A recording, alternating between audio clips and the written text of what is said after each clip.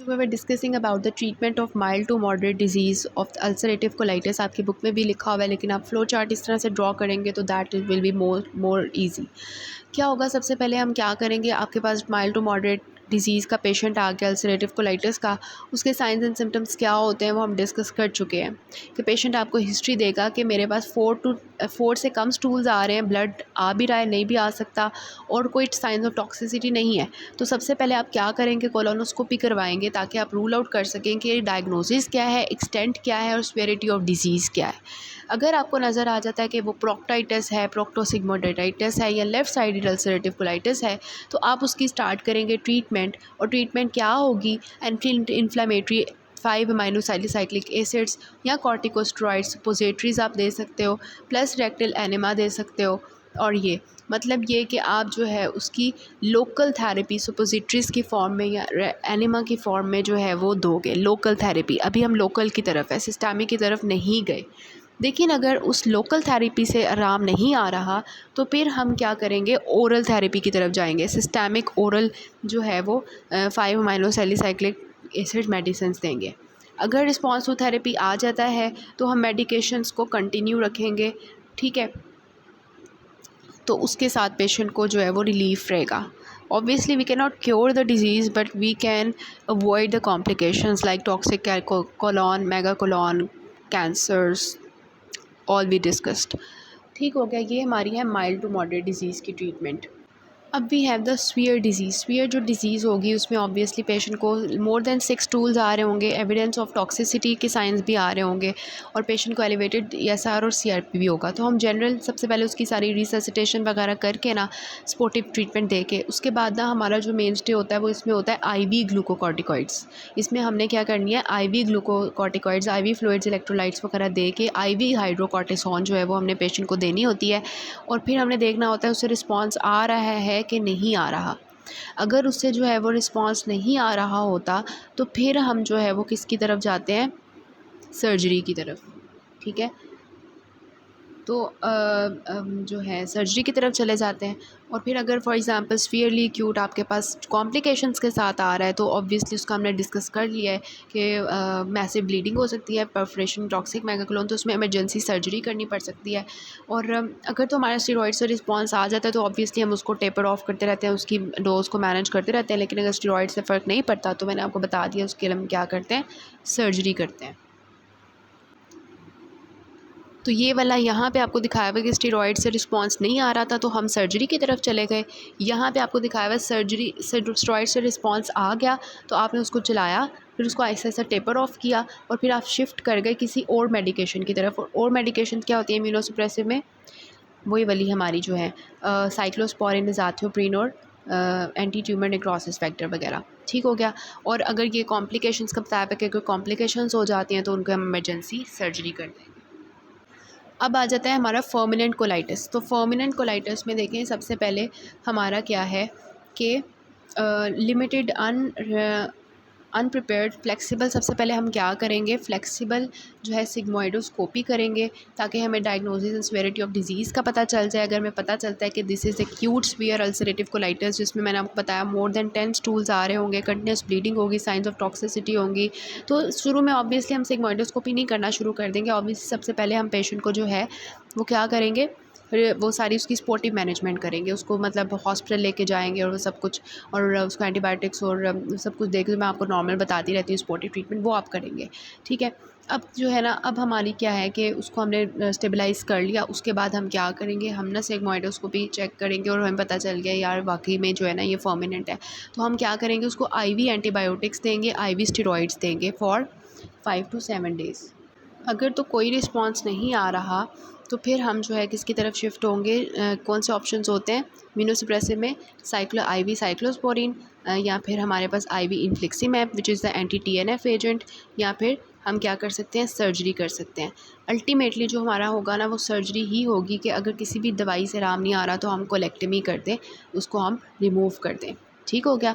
तो ये आपका है ट्रीटमेंट कि माइल्ड टू मॉडरेट डिजीज़ में आप क्या करेंगे, स्फीयर में आप क्या करेंगे, और फर्मिनेंट में आप क्या करेंगे, किस तरह से स्टेप वाइज अप्रोच होगी आपकी, and how will you manage the patient.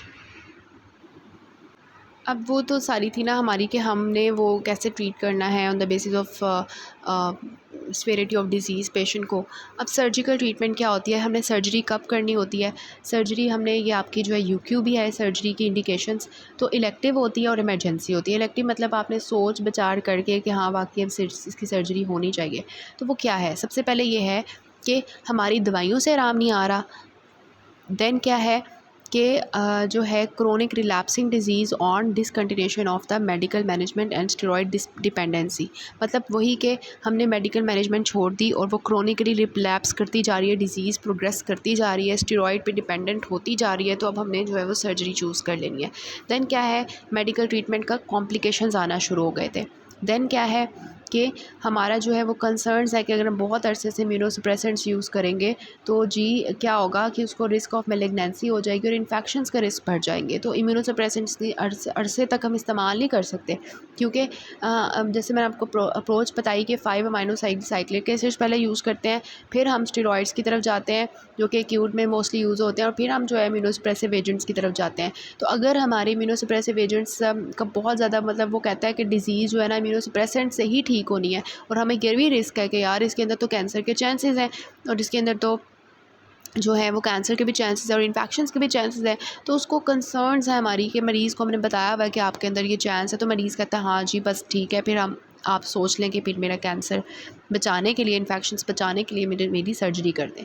फिर क्या है, डिस्प्लेसिया होना शुरू हो गया, तो फिर आप ऑब्वियसली सर्जरी करेंगे, या फिर आपका वही कैंसर का ऑनसेट हो गया, वही डिस्प्लेसिया, और ये है कि एक्स्ट्रा क्रोनिक मैनिफेस्टेशंस जो हैं वो बहुत तंग कर रही हैं मरीज़ को, लाइक आयराइटिस एंड सैक्रोलियाइटिस, तो you will perform the surgery. Then emergency indications क्या है कि जो है फर्मिनेंट कोलाइटिस है, तो फिर आप क्या करते हो, इमरजेंसी करते हो ऑब्वियसली। जैसे ऊपर हमने देखा फर्मिनेंट कोलाइटिस का ट्रीटमेंट कि हमने पेशेंट को सबसे पहले जो है स्टेबलाइज़ करके आईवी ट्रीटमेंट शुरू किया उससे फ़र्क नहीं पड़ा था, तो हम इम्यूनोसप्रेसेंट्स की तरफ आ गए थे, और अल्टीमेटली हमारा जो है वो इतना ख़राब हो गया है कि अब मेडिकल मैनेजमेंट से भी ठीक नहीं हो रहा, तो we will perform the emergency surgery. फिर क्या है, टॉक्सिक मेगाकोलोन ये हम पढ़ चुके हैं, परफोरेशन हो गई है तो सर्जरी करेंगे। लाइफ थ्रेटनिंग हेमरेज, मतलब ये तीनों जो एक्यूट कॉम्प्लिकेशंस हैं, इन तीनों में हमारी इमरजेंसी सर्जरी होती है। फिर क्या है कि एक्यूट कॉम्प्लिकेशंस आना शुरू हो गए मेडिकल मैनेजमेंट के, तो you will perform the emergency surgery.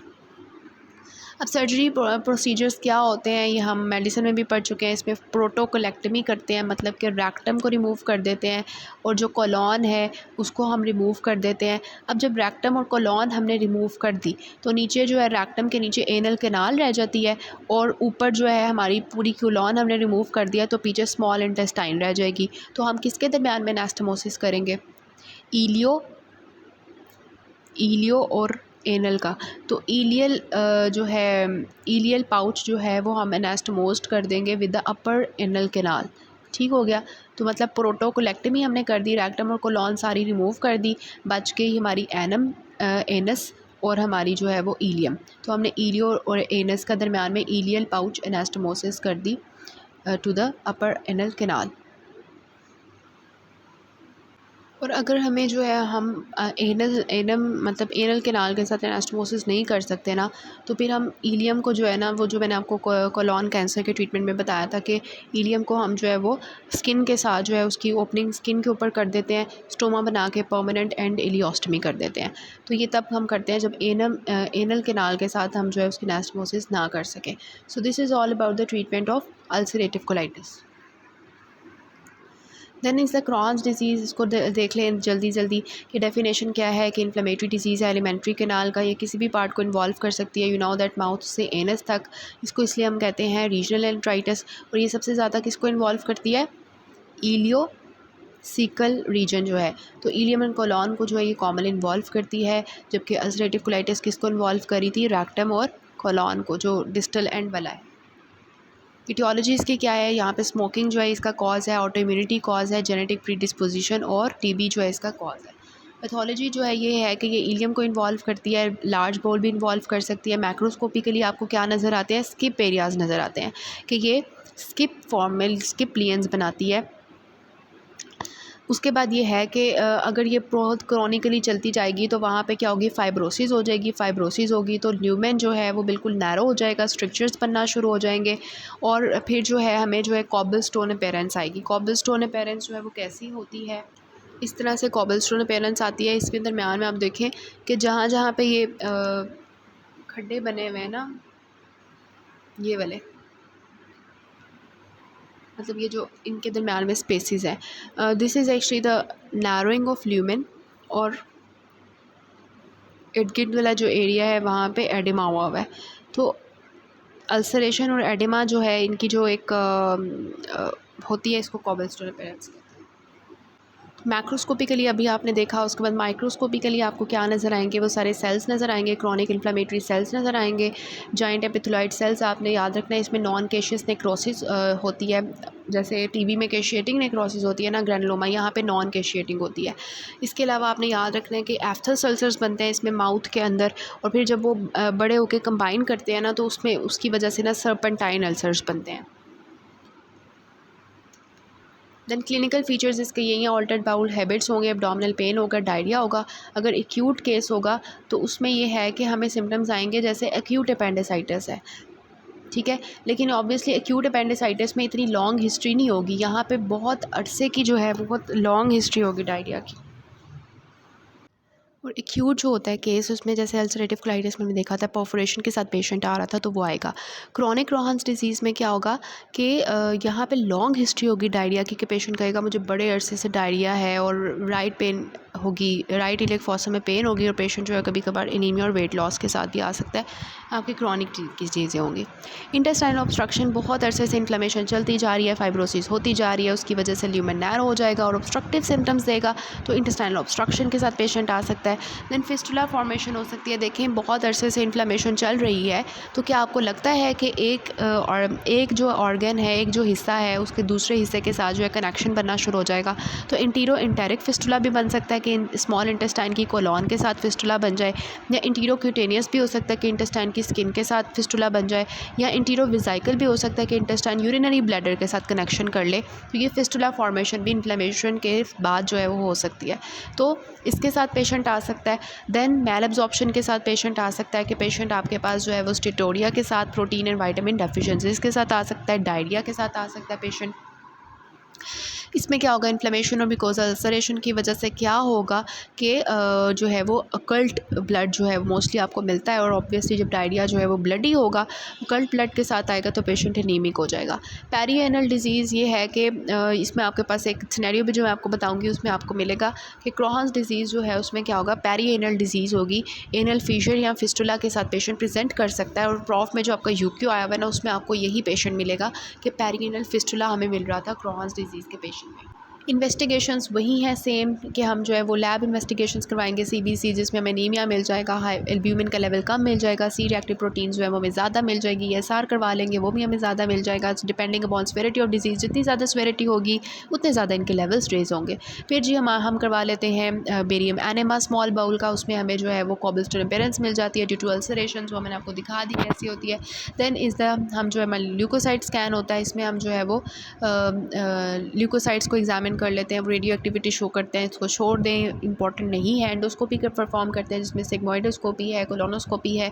Then we have the CT scan है, और एमआरआई है, और फिनोटाइपिंग है। सीटी स्कैन जो है उसमें आपको नज़र आ जाते हैं फिस्टुलाज, एब्सिसेस। एमआरआई पे आपको पेरिनियल डिजीज़ मिल जाती है। फिनोटाइपिंग जो है वो आप जेनेटिक प्रीडिस्पोजिशन के पेशेंट में सस्पेक्टेड केसेस में कर लेते हो। इसकी इन्वेस्टिगेशन मेडिसिन वाली ही आपने लिखनी है, इसको आप यहाँ से बेशक ना देखें। देन ट्रीटमेंट आ जाता है, मेडिकल ट्रीटमेंट सबसे पहले जो है ऑब्वियसली पेशेंट मैल एब्जॉर्प्शन के साथ आएगा, अनीमिक होगा, तो आप उसको ब्लड ट्रांसफ्यूजन्स देंगे, उसकी विटामिन आयरन सप्लीमेंट्स उसको पूरी देंगे, उसकी प्रोटीन एंड कैलोरिक रिक्वायरमेंट जो भी उसकी होंगी वो पूरी करेंगे। देन जो है आप उसको जो है रिमिशन इंड्यूस करने के लिए जो है वो आप कॉर्टिकोस्टेरॉइड्स दोगे, लेकिन ऑब्वियसली कॉर्टिकोस्टेरॉइड्स हम लॉन्ग अरसे से यूज़ नहीं कर सकते, तो जो हमारे होंगी मेंटेनेंस थेरेपी वो कौन सी होती है, five aminosalicylic acid in which we have mesalazine और ओसैलाजीन। ठीक हो गया। उसके बाद जी वो बताते हैं कि हम जो है उसके बाद एज़ैथियोप्रिन 6 में कैप्टोप्यूरिन भी यूज़ कर सकते हैं, वही सेम चीज़ें यूज़ लिखी हुई हैं। और फिर उन्होंने बताया हुआ है कि फिर इन्फ्लिक्सीमैब भी यूज़ कर सकते हैं, जिसमें which is the actually the tumour necrosis factor anti TNF agent. और वो सारी मेडिकल ट्रीटमेंट सेम है, बस इसमें आपने मेल न्यूट्रिशन का ख्याल रखना है, क्योंकि ऑब्वियसली मैंने आपको बताया था मेडिसिन में कि ये जो है हमारे इलियोसिकल रीजन को इन्वॉल्व करता है, और आपको पता है वहाँ पे एब्जॉर्प्शन होनी होती है जितने भी हमारे मटेरियल्स होते हैं इस तरह के। तो जब एब्जॉर्प्शन इम्पेयर हो जाएगी तो पेशेंट जो क्रॉन्स का होगा ना वो आपके पास मेल एब्जॉर्प्शन के साथ आएगा। अल्सरेटिव कोलाइटिस में एज सच म्यूकस और ब्लड जो है वो कॉमन होता है स्टूल के अंदर आना, लेकिन क्रॉन्स में जो है ना वो मेल एब्जॉर्प्शन कॉमन होती है। सर्जिकल मैनेजमेंट यही है कि जो है हम जो है 4 कैटेगरीज़ जो है हमारी इंडिकेशंस है सर्जिकल मैनेजमेंट की, कि अगर कॉम्प्लिकेशंस हो गई हैं कि लाइक परमानेंट कोलाइटिस है, लाइफ थ्रेटनिंग हैमरेज है, ऑब्स्ट्रक्शन है, एब्सेसिस है, परफोरेशन, फिस्टुला बन गए हैं, उसमें हम सर्जरी करेंगे। देन ये है कि मेडिकल ट्रीटमेंट का हमें फ़ायदा नहीं हो रहा, कॉम्प्लिकेशंस होना शुरू हो गया मेडिकल थेरेपी की। इसके अलावा क्या है कि मेलिग्नेंसी का हमें जो है वो खतरा है, लाइक डिस्प्लेजिया शुरू हो गया तो हम सर्जरी कर देंगे। देन पेरिएनल डिजीज़ है, लाइक एब्सेस है, फिस्टुला है, एनोरेक्टल स्ट्रक्चर बन गया है, तो इस केस में भी हम पेरिएनल डिजीज़ भी जब हमें मिल जाती है तो इसमें भी हम सर्जरी कर देते हैं। सर्जरी का मतलब ये नहीं होता कि ये हमारी डिज़ीज़ को बिल्कुल ठीक ठाक कर देगा और पेशेंट ठीक होकर घर चला जाएगा, बिल्कुल भी नहीं। ये बस हमारी जो कॉम्प्लिकेशंस हैं उनको मैनेज करने के लिए हम सर्जरी करते हैं। और इसमें मैंने आपको मेडिसिन में एक बताई थी कि स्ट्रक्चरोप्लास्टी करते हैं, जिसमें एक्चुअली हम क्या करते हैं कि जो स्ट्रक्चर बना होता है ना उसको हम ठीक कर देते हैं। स्ट्रक्चरोप्लास्टी, ये आपको स्ट्रक्चरोप्लास्टी दिखाई हुई है कि देखें ऊपर स्ट्रक्चर बना हुआ, हमने क्या किया कि उसको स्ट्रक्चर को जो है ना ठीक करने के लिए स्ट्रक्चरोप्लास्टी की है। ठीक है, कि हमने एक होल क्रिएट किया है इसके अंदर, इसको हम कहते हैं इंट्रोटमी। फिर हमने क्या किया, ट्रांसवर्स एनास्टोमोसिस कर ली स्ट्रक्चर बाउल की। ठीक है, कि वो जो बाकी का हिस्सा है ना उसको हमने एक दूसरे के साथ एनास्टमोस कर दिया ताकि वो जो गट ल्यूमेन है वो लार्ज कर जाए। बस जब आपका ट्रीटमेंट आएगा ना स्ट्रक्चर्स बनने वाला तो उसमें आप स्ट्रक्चरोप्लास्टी जस्ट लिख दो, कि वो नहीं आपसे पूछेंगे कि how will you perform the stricturoplasty. ठीक हो गया। फिर ये आपके पास है कि सर्जिकल ऑप्शंस और आपके पास क्या है, देखिए जो भी हिस्सा ख़राब होगा ना उसको आपने डिसेक्शन कर देनी है उसकी, तो दैट इज़ सर्जिकल रिसेक्शन। ठीक है, उसको कहते हैं सेगमेंटल रिसेक्शन। जो सेगमेंट ख़राब है उसको आप सेगमेंटल रिसेक्शन कर देंगे। फिर क्या है कि इलियोसिकम में ज़्यादातर होती है ना क्रॉहन्स, तो इलियोसिकल रिसेक्शन कर देंगे। फिर क्या है कि आप जो है वो टेम्पररी लूप इलियोस्टमी कर देते हो। ये भी मैंने अल्सरेटिव कोलाइटिस में आपको बताया था कि जब आप पूरी कोलॉन, पूरी रेक्टम, पूरी एनल कैनाल रिमूव कर देते हो फिर आपकी क्या बचती है, इलियम। ठीक है, तो उसमें आप या तो परमानेंट भी कर देते हो, यहाँ पे आप टेम्पररी भी कर सकते हो कि टेम्परली आप जो है वो लूप इलियोस्टमी कर दो, इलियम को जो है वो स्किन के साथ जोड़ दो। इसी तरह प्रोटोकोलेक्टमी है, ठीक है, कि आप रेक्टम को कोलॉन के साथ समेत रिमूव कर दो, ये भी आपके पास सर्जिकल ऑप्शन है। डिपेंड करता है कि डिज़ीज़ कहाँ पे है ना। अगर एनल डिजीज़ है तो उसको आप कंजर्वेटिवली मैनेज करते हो बाय ड्रेनिंग द जो भी एब्सेस बनी हुई है पेरिएनल एब्सेस उसको ड्रेन करते हो, या अगर वहाँ पे रेक्टोविजाइनल के एनल फिस्टुला है उसको आप रिपेयर करते हो। एनल फिस्टुला की ट्रीटमेंट सर्जिकली हम कैसे करते हैं वो हम एनल फिस्टुला का जब चैप्टर पढ़ेंगे, टॉपिक पढ़ेंगे तो वो वहाँ पर हम डिस्कस कर लेंगे। ठीक हो गया। अब जब हमने मेडिसिन में इस डिज़ीज़ को इतने अच्छे तरीके से पढ़ा, सर्जरी में हमने इसको इतने अच्छे तरीके से पढ़ा, तो हमें जो है ना वो अब बहुत अच्छे तरीके से क्रॉन्स और अल्सरेटिव कोलाइटिस आ गई होगी। और ये बहुत इंपॉर्टेंट टॉपिक्स हैं दोनों और आसान है बहुत। क्रॉन्स और अल्सरेटिव कोलाइटिस में क्या डिफरेंस होता है अभी तक आपको रट गया होगा, एक्सटेंट का पता है आपको। क्रॉन्स डिजीज़ पूरी जीआईटी ट्रैक्ट में कहीं भी हो सकती है और अल्सरेटिव कोलाइटिस ज़्यादातर रेक्टम जो है वहाँ पे लार्ज बाउल को इन्वॉल्व करती है। रेक्टल इन्वॉल्वमेंट सबसे ज़्यादा किस में होती है, अल्सरेटिव कोलाइटिस में। डिजीज़ कंटिन्यूटी में हमारे पास अल्सरेटिव क्रॉन्स जो है वो स्किप्लियंस बनाती है, अल्सरेटिव कोलाइटिस कंटिन्यूस इन्वॉल्वमेंट करती है। जो क्रॉन्स होती है वो ट्रांसम्यूरल इन्फ्लेमेशन करती है, पूरी की पूरी थिकनेस बनाती है, इस वजह से फिस्टुला बनने के चांसेस बहुत होते हैं, फीचर्स बनने के चांसेस बहुत होते हैं ड्यू टू क्रॉनिक इन्फ्लेमेशन।